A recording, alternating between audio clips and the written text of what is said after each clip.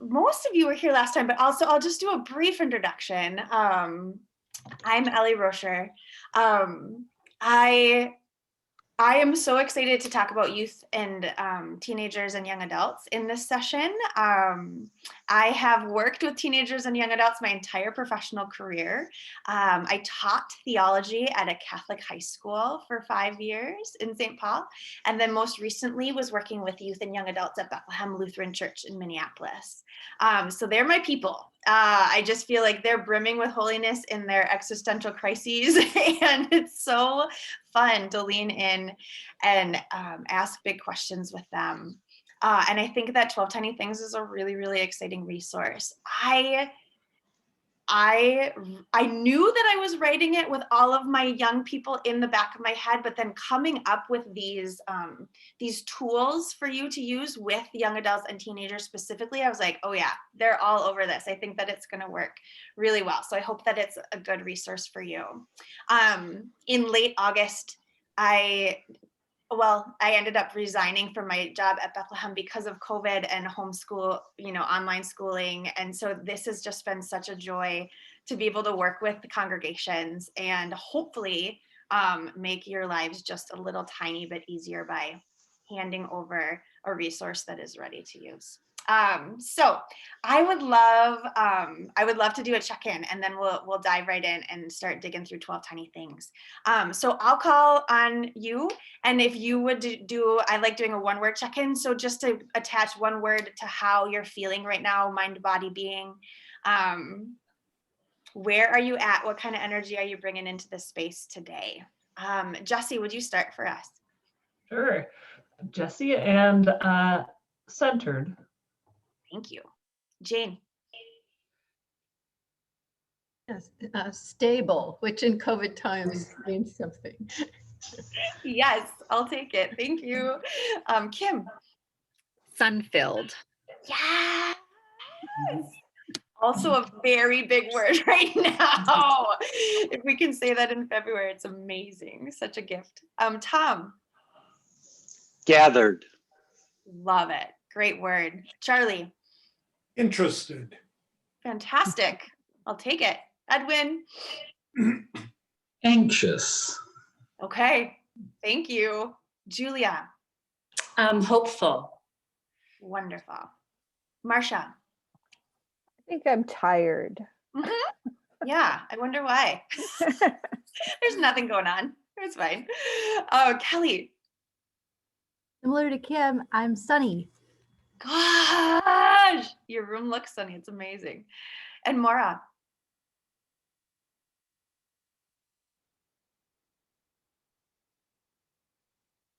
Creative. Wonderful. Okay, we'll use it. That's great. I'm super energized. I love these sessions. I was just telling Jesse, I never imagined in writing this book that it would be so fun to talk to people about. I get just so much energy from sharing ideas with folks. So thanks so much for being here and for thinking with me. So real brief introduction, most of you know 12 Tiny Things came out of a movement of 10 women who were asking the question, what is enough? And we were using the Swedish word lagom for enough. So what is just the right amount? And we were attaching that question to all of our areas of our lives. And from that movement, Heidi and I started realizing we were onto something, and we started 12 Tiny Things, the Facebook group. So the Facebook group has been around for 3 years. It's thriving. We pick a new theme every month, and we just focus on that theme, and we share on the Facebook group quotes and articles and ideas. And we try to cultivate a tiny spiritual practice. So what's one offensively tiny thing that you can do today that's going to build some grounding in your life? It's very important for us to say at the beginning all of the time that 12 Tiny Things is not a self-help book. It's not a book about grasping outside of yourself for something that you need and don't have.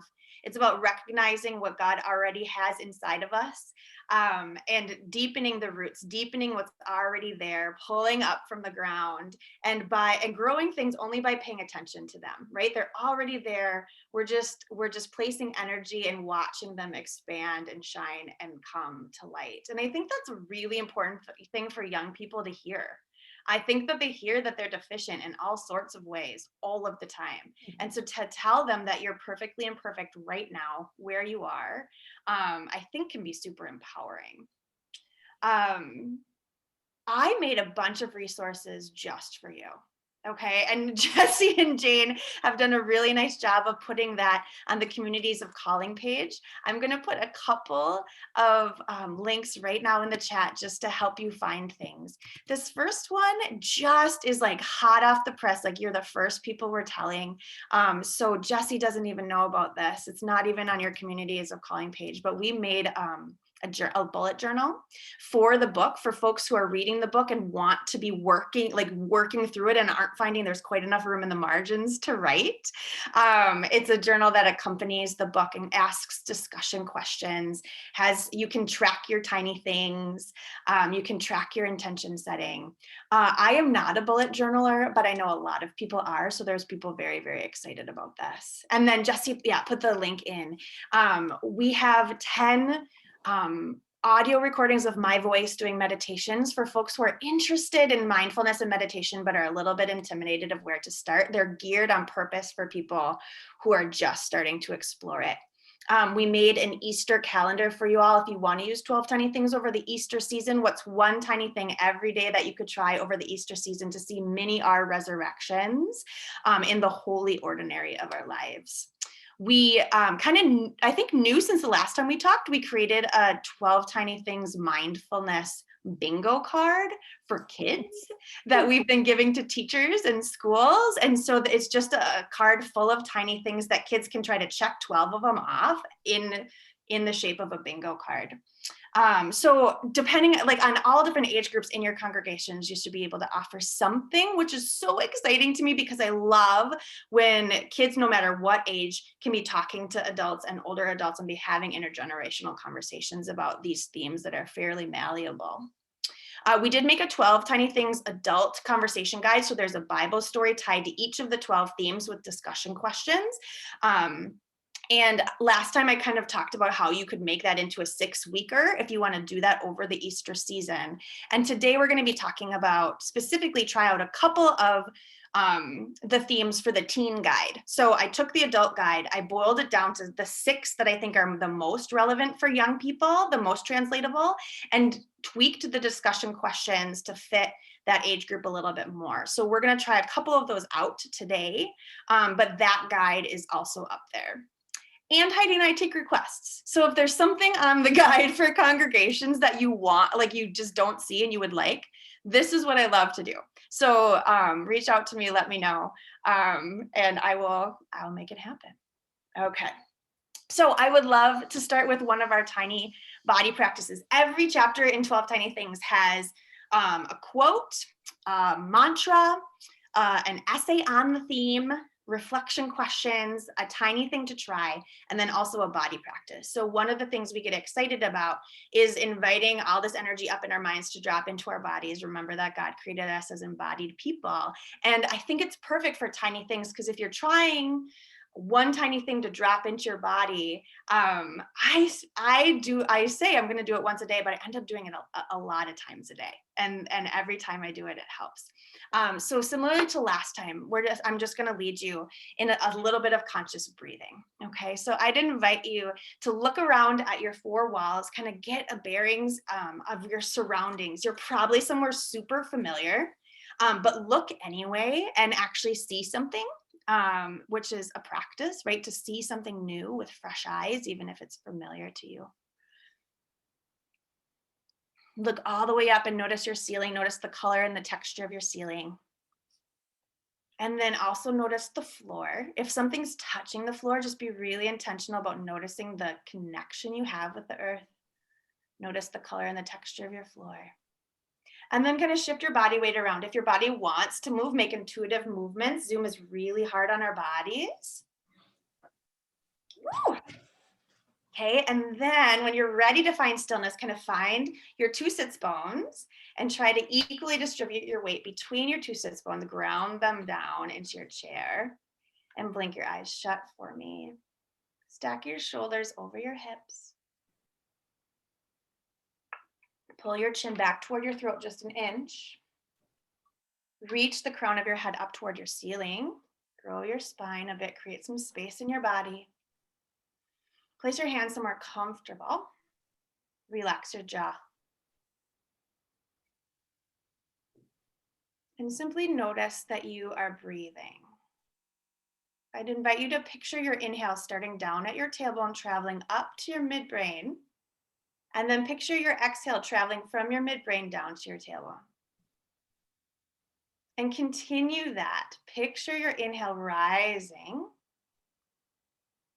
and your exhale dropping. Like a paintbrush, slowly painting up and slowly painting back down again. Try to take nice, slow, deep, continuous breaths.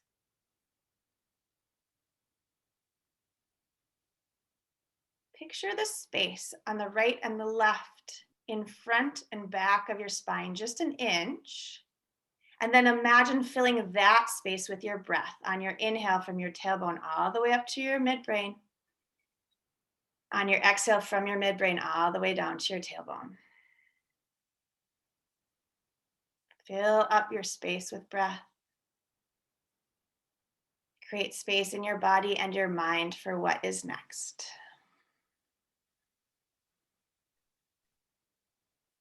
On your inhale, take a full breath in, fill your lungs all the way.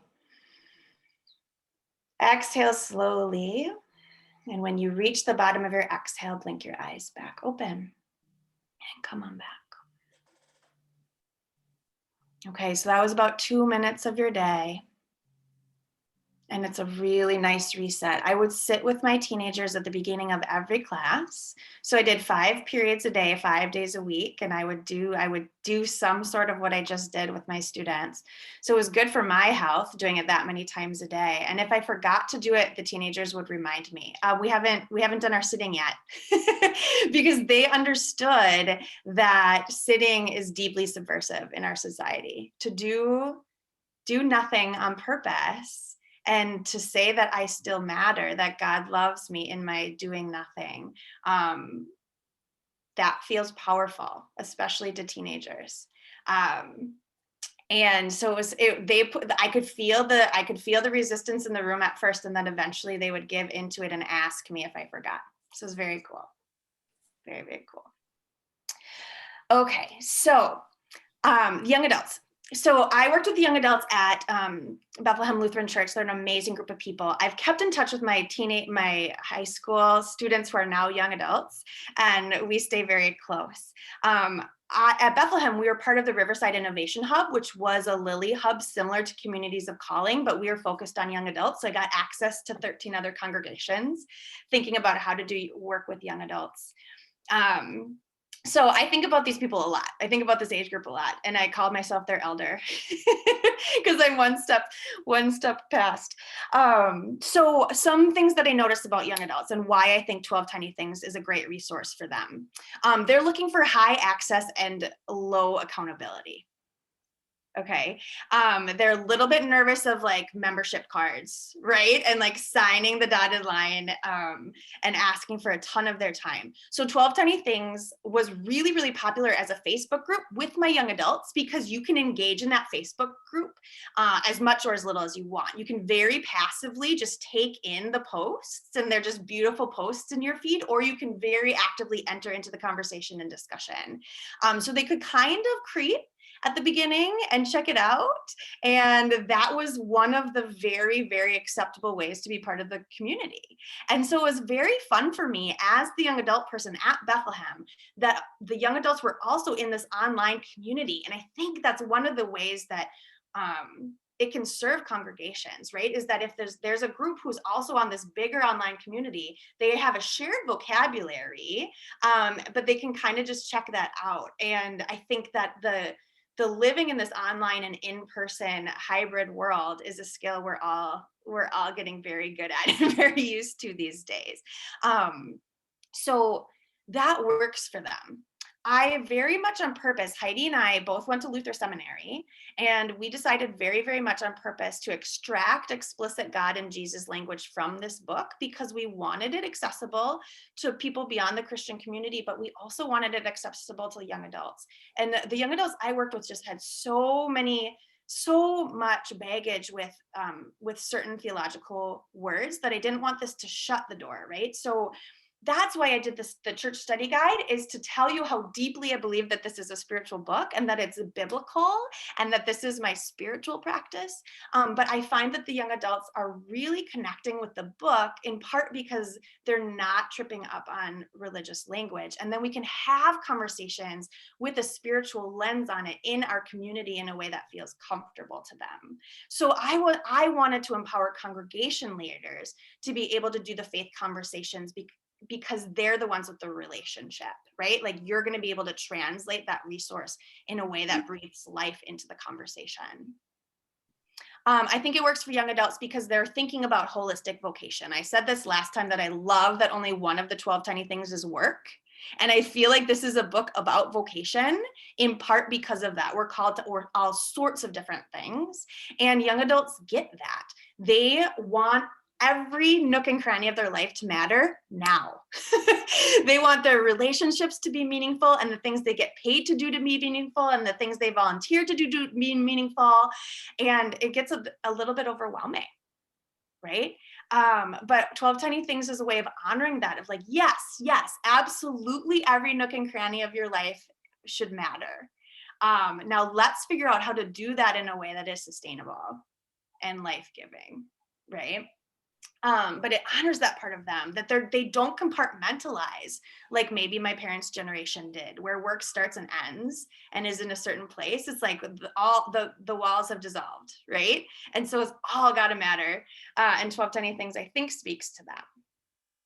The young adults that I worked with articulated to me very, very clearly that they wanted their faith community to be addressing white supremacy and climate change. Like those were their two non-negotiables. And then they went so far as to say, working on race and working on care of creation are the two justice categories that they deeply know they can't do on their own.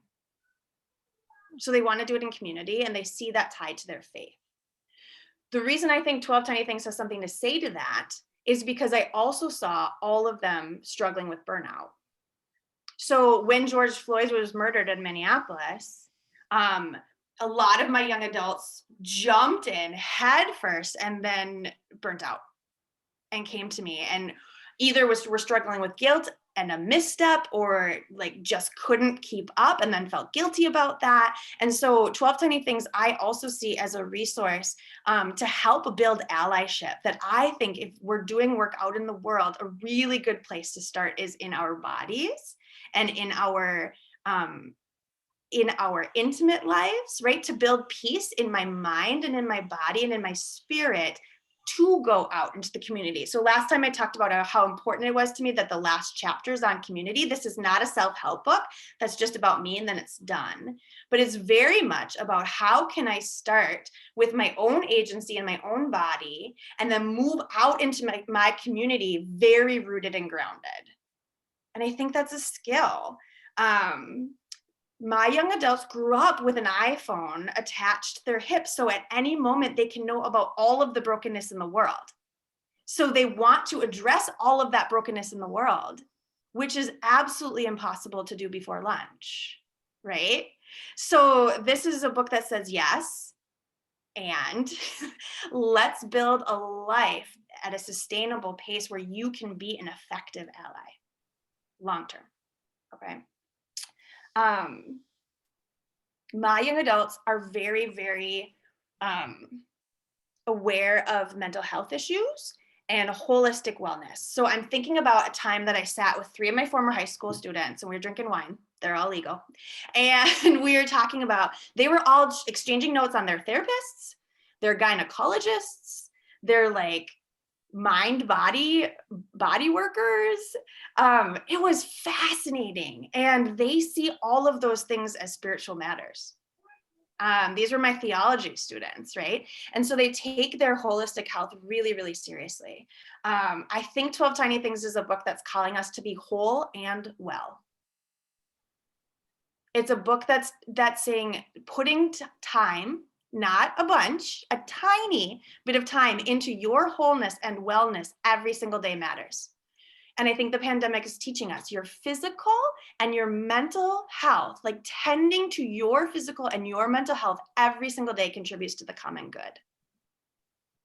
I don't know that we talked enough about that before the pandemic, and I think it's becoming clearer that that's not a selfish thing, to prioritize your wholeness and your wellness as you move out into your community as a whole and well person. So our work, our inner peace work, our inner grounding and rootedness work is faith work.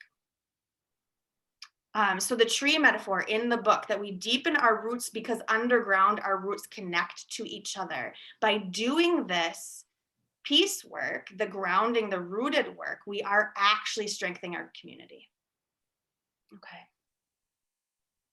So I think a lot about how my young adults, their identity formation work as teenagers and young adults happened with a smartphone in their hand.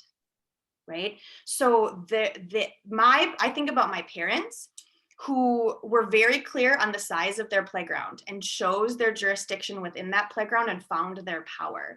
My young adults tend to get overwhelmed because the whole world is their oyster and they're not sure where their entry point is. They're not sure where their power lies. There's a paradox of choice there where they see the enormity of brokenness and the enormity of opportunity. And some of them then just sit on the couch because it's too much, right? And so I'm hoping that 12 Tiny Things can be a tool that helps them start at the hyper local, and then the next step will emerge. Okay, finally, and then we'll work through some stuff.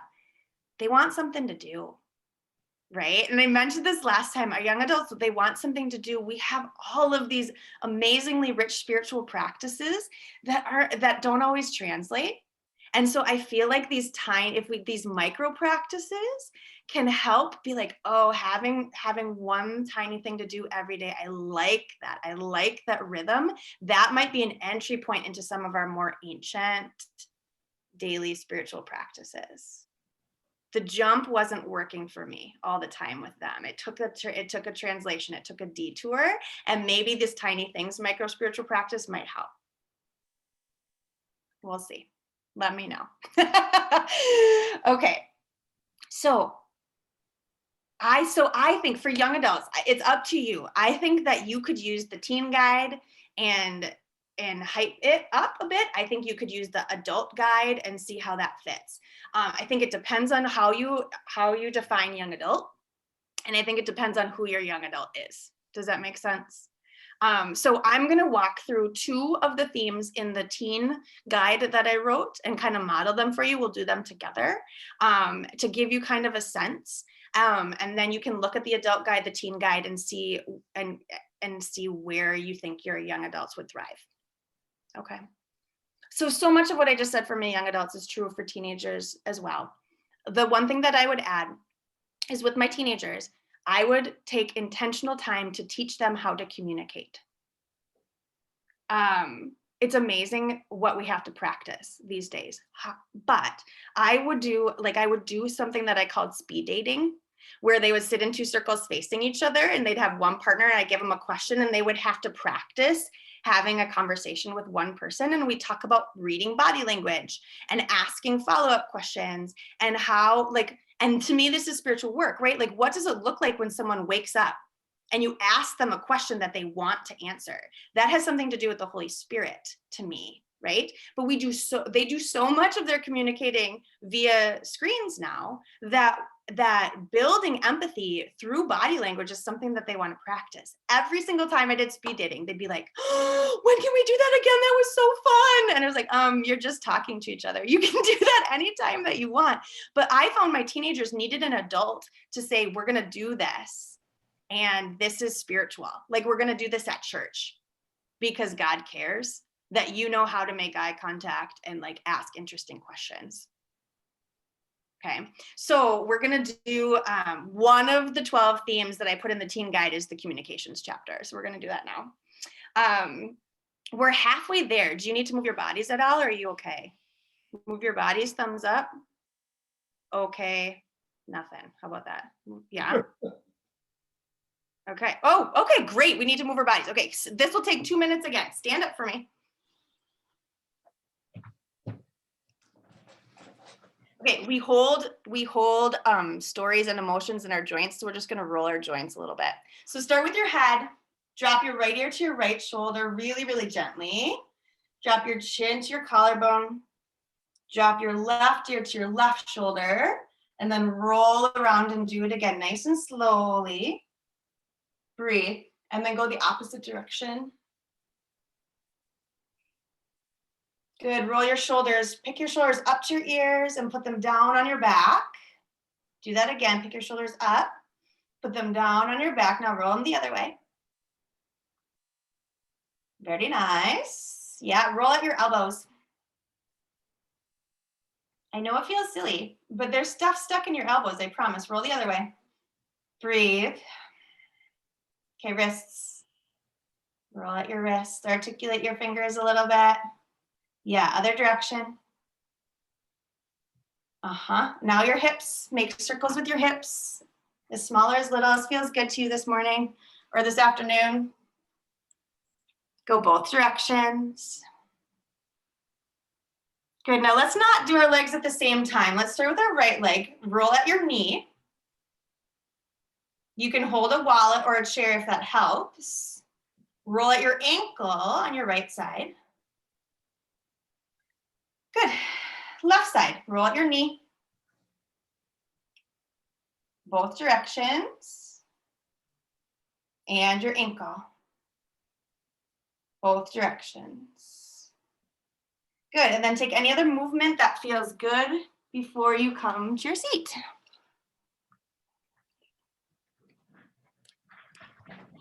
All right. I'm doing these all way faster than you should do them, but it's better than nothing. Gives you an idea. Okay, so the communications chapter, the invitation is an invitation to see, because I think healthy communication helps us see people and be seen. And I think the interesting thing about this with teenagers is sometimes it's the people we know the best that we don't see, right? Because we take them for granted. So what I just had you do with the walls, see something you think that you know, fresh, with new eyes. Like we have to do that with people too. And we see Jesus doing it all the time, right? So the theme, the theme is that healthy communication fosters seeing and being seen, which is funny in a communications chapter because we think it's all verbal, right? So the Bible verse that I used for this is one of my favorite stories in the Bible, which is Jesus healing the blind man. I used the Mark version.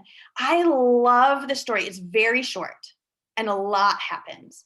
So Jesus sees the blind man and he's filled with compassion. So there's the seeing right away. The man technically can't see with his eyes.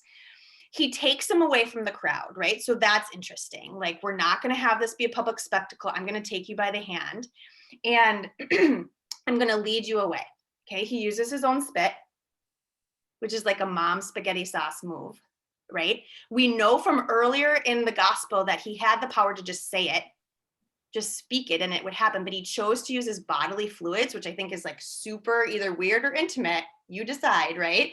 But that's a moment. He uses his spit to heal him. Then he asks the man for feedback, which is remarkable to me. And the man is brave enough to be like, well, actually, kind of not quite. Like, I see, but the people look like trees. So there's this moment where there's this back and forth between Jesus and this guy of like, actually, I would like to be able to see all the way. Could you give it another shot, Jesus Christ? Like, what? I don't know if I would have been brave enough to be like, not good enough, Jesus, right? But he did, which is so cool. And then kind of on the second time, it works. So seeing clearly takes time, takes relationship, takes back and forth, takes clear communication, takes asking interesting questions. Like, why did Jesus even ask? Instead of just assume that it worked, right? To get curious about the other person and the other person's experience of the world. How do you see that thing? Well, this is what it looks like to me. How do you see it, right? So it's a commitment to relationship, compassionate communication. I love that story, Okay. Our quote from the chapter is, being listened to is so closely connected to being loved that most of us feel like they are one in the same. Feeling listened to. So think about the people in your life who like help you feel listened to. Are they your favorite people in the world? I mean, we think of this as love.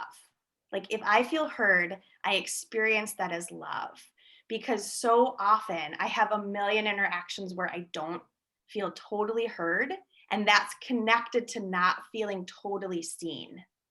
Yeah. And I think this is one of the things that's very powerful to talk to teenagers and young adults about. Practicing clear communication that leaves us feeling heard and seen. Okay, so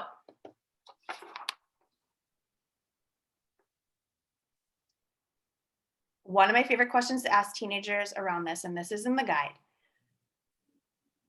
Who are you taught in society not to see? Right? So think about like driving past someone asking for money on the side of the road. It's like our window, even though it's clear, is there to protect us so that we don't have to see that other person.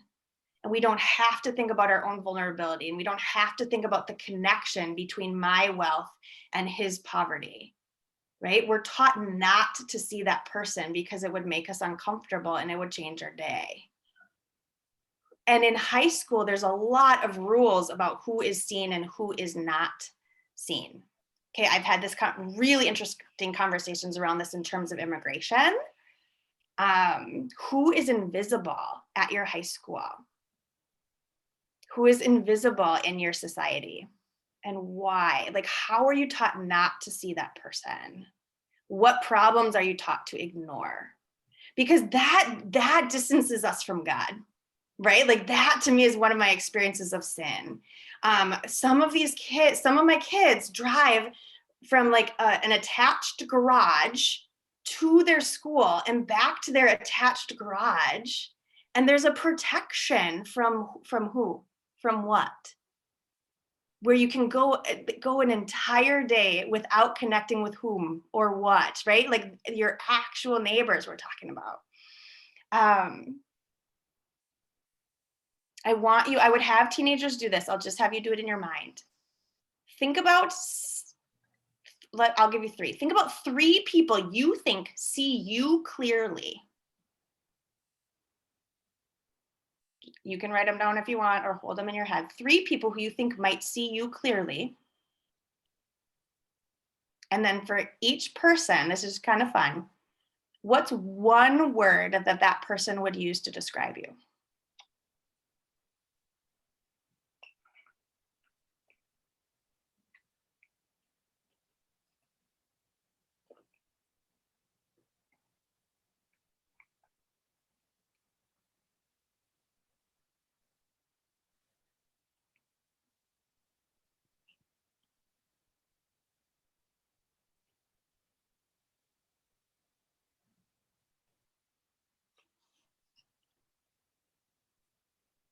Okay, Kelly, I'm gonna pick on you. You don't have to tell me who, but would you be willing to give me your 3 words? Sure. Brave, fun, and consistent. I love that. I love that. Are these things that you like about yourself? They're things I'm surprised that other people see in me. I just love that. Kim, who is with you? This is Isaac, Hi, Isaac. It's good to see you. who wasn't taking a nap or Yes, he is so welcome here. Kim, what's one word you would use to describe Isaac? he is creative in the Yeah. pretend. That's more than one word, but creative in his play. Yeah. Yeah. That's awesome. I love that. Julia, would you tell us your words? What are some words people use to describe you? Strong, delicate, and temperamental. I love that. I love strong and delicate in combination. That's amazing. Okay, so I love doing this with teenagers to see what comes up, what words they're attaching. These are holy words then. And then really digging in of like, how do those people help you feel seen? Why did you pick those people? What would it look like to invest more in those people who see you? They're constantly deciding which voices to listen to. Constantly. It gets me emotional. Like, so it's such hard work to turn off the loud voices in their social media worlds and to turn off the messages that are just lies, right? So how can we grow those voices in their lives that are telling the truth as they form their identities? How can we support them attaching to those words that are the words that God would choose to, right? So I'll do this of like, who would your teammates say that you are? Who would your parents say that you are? Who would your friends say that you are? Because they're playing different roles in all of these different scenarios, and it's a little bit exhausting. Who would social media say that you are, right? Who would God say that you are? Can you get down to that? Like the one that created you, what words would that God use? And how can those words be the ones that we turn the volume up on? Yeah. And we are all just grown kids too. So this works no matter what age, because our identities are always unfolding. But as they're talking about people who see them, then what's a tiny thing that we could do to become more like that person? How can you be the person in your friend group or on your soccer team or in your fill in the blank that helps people feel seen and heard and like get tangible? Talk about communication skills as a spiritual matter, that God cares about this. Okay. Again, just in your mind, or you can write it down. Who is one person in your life that you would like to communicate with better?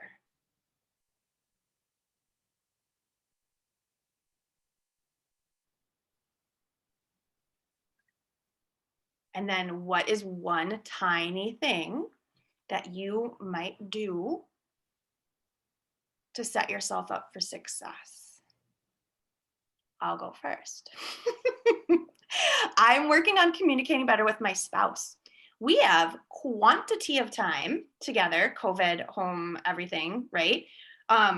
We're struggling with the quality of time. We're struggling with differentiating our time together.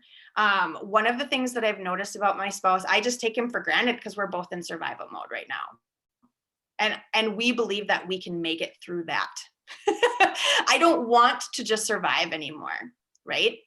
We used to look at each other a whole bunch and then we spun, and now we're looking out into the world side by side. And we haven't spun back much lately. Does that make sense? So the tiny thing that I am trying to do is make better eye contact. Not be doing something on my phone while he's talking to me, not be, making food while he's talking to me. At some point during the day, it can't be a ton of time right now, it just can't. But at some point during the day, I am trying to make eye contact with my spouse. Do you know how tiny that is? That is an example of something that is offensively tiny that I was not doing before, that makes a difference every single time that I do it.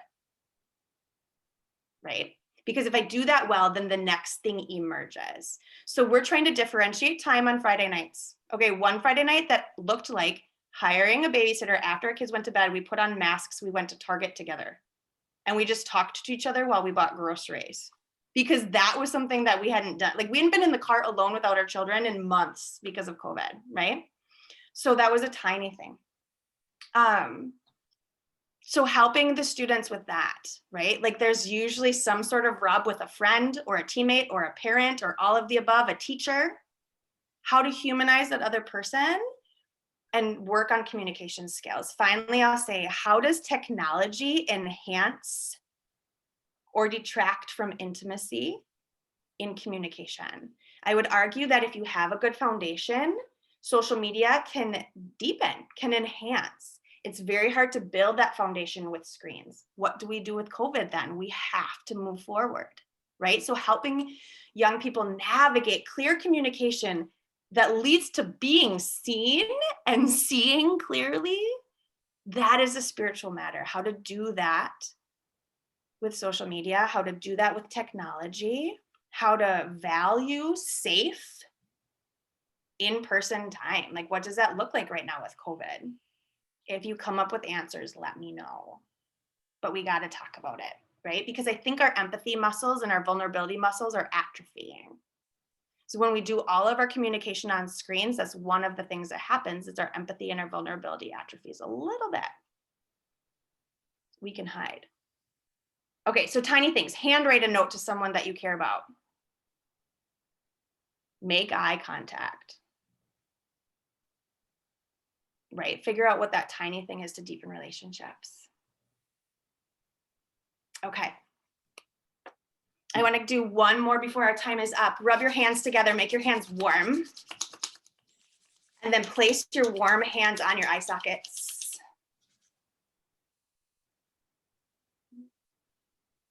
And then go back for more warmth whenever you're ready. And then place your warm hands whenever you think would feel good. I like my jaw feels really good when I do that. I like you can use your warm hands to rub your neck out a little bit. I'd invite you to use your warm hands to kind of scratch your scalp a little bit. Just remember that you have a body, even on Zoom, that your body can create heat and you can use that heat for tenderness and affection, especially in February. Okay. How we doing? All right, so there's 6 of these. I'm giving you a little snapshot of 2 of them. I'd like to move on to nature. I have had the most profound spiritual conversations with teenagers about nature. I think it's important. It's always been important for at least my teenagers to hear that church is not the only place to experience God. And they know that, but I think having someone at church tell them that, remind them that some of us are wired to have a deeply intimate moment with God outside is really, really cool. That God is our creator and we are creatures. And when we go out into the wild, we get a bigger sense of that. So I just think that the nature chapter is just fun to talk to teenagers about because it just kind of breaks open some of the chippiness they have about religion. Is like, well, just get outside and God is there. It's good. So I also love to tie the conversation about nature to climate change, because like I said, they want to talk about that, and to spirituality. One of the things I love talking about in terms of nature is when you're outside, just for the sole purpose of being outside, there's no keeping score. There's something when I'm outside that there's just like, it's just an inherently good thing for me to do as a human. So I don't need to be doing anything in particular outside. And for at least for the young people in my life who are pretty highly driven externally and internally, that's super important to have a space in their lives where they're not keeping score, where they're not doing anything in particular, when it's not about being good at something or being not good at something. There's no such thing as being good at just standing outside. I mean, arguable, but there are no points, right? So just to go outside, just to do it, just to dwell, just to be still, just to be a creature, like how good that is for our person. So the nature chapter is an invitation to wildness. And the theme is look to wildness, there is healing there. So we tell stories in the chapter about folks who have gone out into the wild on purpose to do some healing, in part because it's vast and it reminds us how big God is, how big the universe is, how small we are, and that can be really healing to folks. Being in the wild reminds us of our vulnerability, that we're mortal, that we're animals, right? That we are in a web of creation and we play a role in that, and the decisions we make matter to other animals, humans and otherwise. So the Bible verse I use is Genesis 1. I know, not super creative, but I love to dig through that with this lens, that we are creatures, we're created in the context of this glorious web of life. And I love talking about when God looks at humans and says, you are very good. And I focus on that expletive. Because in Genesis 1, it's God is good, good, good, good, good. And then we get to humans, you are very good. You are created very good. Every teenager I've ever met needs to hear that every day.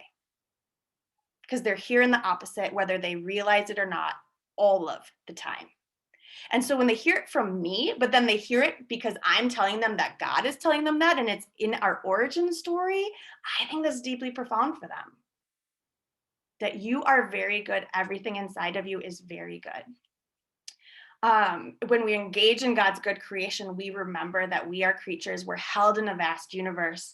And our relationship with God's creation invites us to live out of a sense of who we are and whose we are.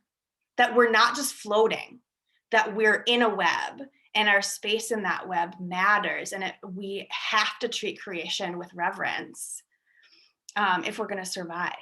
So I ask tell me a story about being outside. That is never a problem. Just tell me a story about being outside. You're going to get your kids that are mountain kids, your kids that are water kids, right? Your kids that are rock climbers, your tree climbers, your dog walkers. There's no bad answer to that question, but you get to see them light up and you can name that. Okay, so what is about all of these different iterations of just being outside that brings joy and dignity just by doing it, right? So where are you when you're appreciating God's nature? Who are you with? What do you enjoy doing outside? Very simple questions, but then tying it to spirituality, tying it to God, tying it to being vulnerable creatures. And then I like to bring it to wonder. So much of school for them kills wonder. I had a friend write his PhD dissertation on the difference between training kids to be detectives versus explorers, and how much of our education trains detectives where there's a right answer and you're just looking for all the breadcrumbs and the facts and then you get to this answer, versus building explorers where you just go out into the world and it's expansive. So knowing that we're combating this detective mentality, how can we build? I think that church is the place to build wonder, right? To support mystery and big open spaces. And nature can do that. So tiny things are super easy, but very important. Go outside once a day. Right? I think I mentioned this last time that my spouse looked at me and he's like, I don't think I've been outside in 3 days. It just is COVID, right? But I had been because of my tiny things. My favorite tiny thing I said is to go outside and look all the way up at the sky. It's tiny. It takes 3 seconds. It helps every single time. Go touch something wild on purpose. So go literally touch a tree, right? Grab a rock, when it's warmer out, in bare feet, have your bare feet touch the earth. And it's just a simple activity, but if you do it on purpose, knowing that it's a micro spiritual practice, that changes it. And if you do it every day, then the next step for you will emerge. Look all the way up at the sky, right? So very, very simple stuff. This is so accessible to young people, but I think it's then our job to infuse that conversation with the Bible, with wonder, with the vastness of the universe, with some creation theology. And then you can go anywhere, right? Then you can go to climate change. Then you can go to how our animal creatures are being treated. I just interviewed someone for the podcast. It's coming up soon. Please listen. She talked about becoming a vegan because she went to this conference where they talked about how we treat animals is tied to how white people have historically treated Black people. And as a Black woman, she was just like, okay, right? So there's so many different avenues we can go once we get that joy and wonder in the room by talking about nature. Outside is accessible to everybody, right? So it's pretty universal. Okay, I would love to open it up to some questions or some comments before we run out of time. What are you thinking about? How can I be helpful?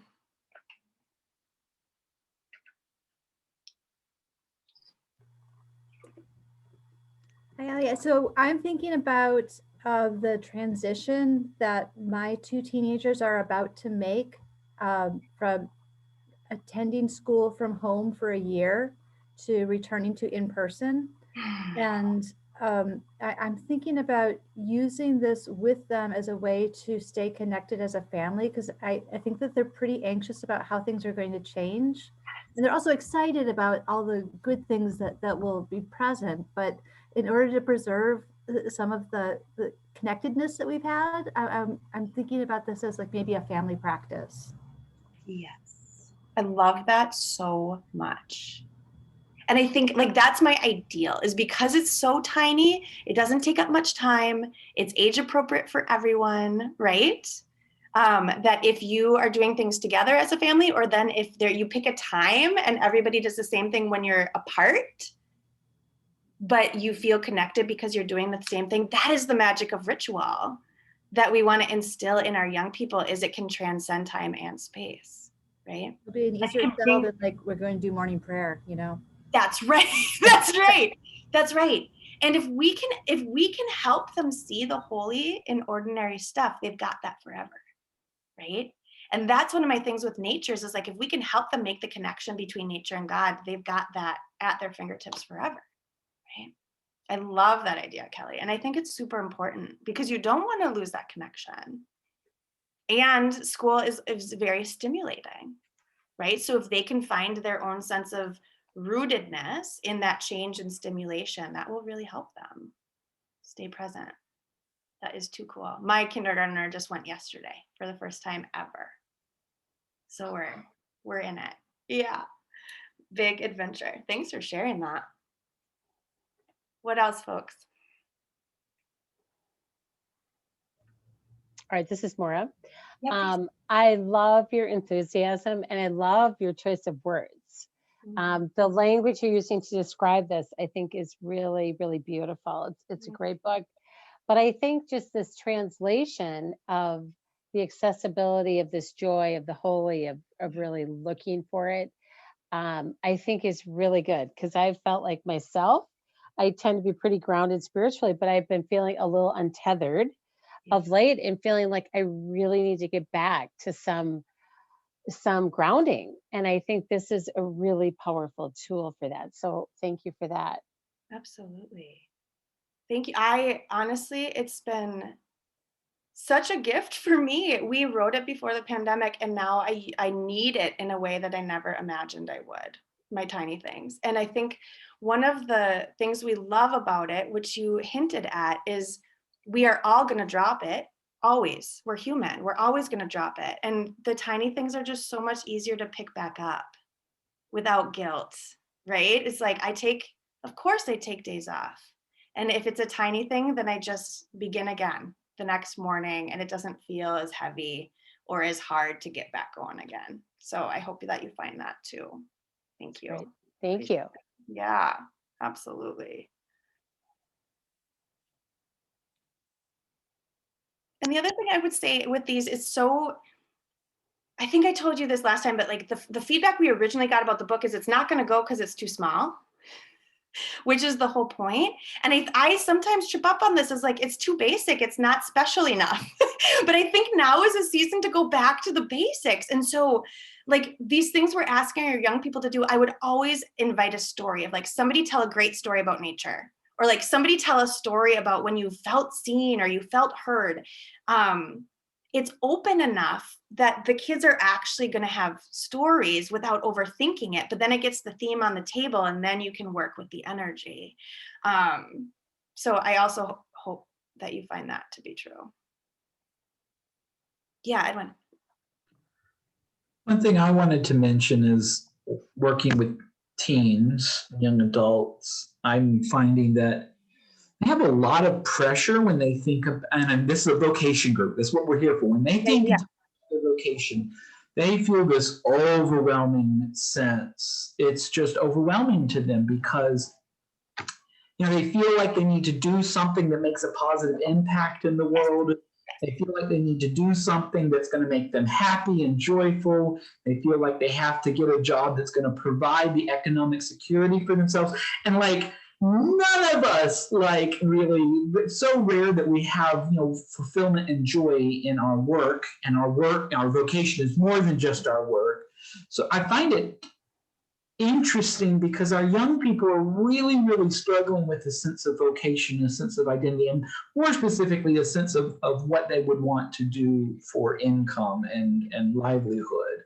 And I find that an incredibly challenging place that some of these things can maybe help us center in, I don't know, that part where it's like, my vocation is to provide for my family. So maybe I'm not super joyful about waiting on this is totally a personal experience. Yeah. Maybe I'm not super joyful about waiting tables, but I got to the place where it was like, no, my vocation in this time is to financially provide for myself, and it's okay. And the thing is, I was able to find wonderful ministry things to do in that space because you find spiritually hungry people serving food to people, and you find spiritually hungry people there to get food. And I'm wondering, I guess my reflection is this is maybe a way of framing for some of our young people that your job doesn't have to be the end all to be all, which I think a lot of young people really, really feel that compartmentalization of maybe our parents and grandparents of, I work from 9 to 5 and that's my work life. And that's much harder for younger people it's part of the cultural change maybe. And so maybe reframing this around centering ourselves, the self-care in relationship to these other things, rather than making a job a sort of a false idol that we have to have the perfect job in order to receive fulfillment. And you get to my age and you discover no matter how happy you are in your job, that's not the end all to be all. So just some thoughts I wanted to share. Absolutely. Well, and I think I've had success when I've held a mirror up to how they project their happiness out into the future, of I'll be happy on Friday when school's over. I'll be happy when I graduate and high school's over. I'll be happy. And so when you just see that those decisions never end, what I'm going to major in becomes what my job am I going to get becomes who should I marry becomes, how many kids do I that you never then arrive. And so to back that up and get in the here and now is all we have. The present moment is the holy. And how we live our days, how we live our lives, it's petrifying, but they get it, right? That they will just perpetually put their happiness off to the next stage of life. Can they embrace it now, trusting that they can embrace it then again the next time? Oh shoot, I missed Charlie. Okay. I do want to be respectful of your time. I would love to be in touch with you. Maybe we could just put our one word checkout in the chat so folks can go on with the rest of their day. How are you feeling right now? If you could attach one word. I am super energized for this hour and by you all showing up and thinking with me. Thank you. Energized, hopeful, centered. Wonderful, grateful. Thank you. Intrigued, grateful. Okay. Last, thanks, Tom. It's so wonderful to see you and talk with you and think with you. Please be in touch. Enjoy the rest of your day. Thank you, Ellie. Yeah, take good care. Everyone who's here. Thank you so much. Thank you. Yeah.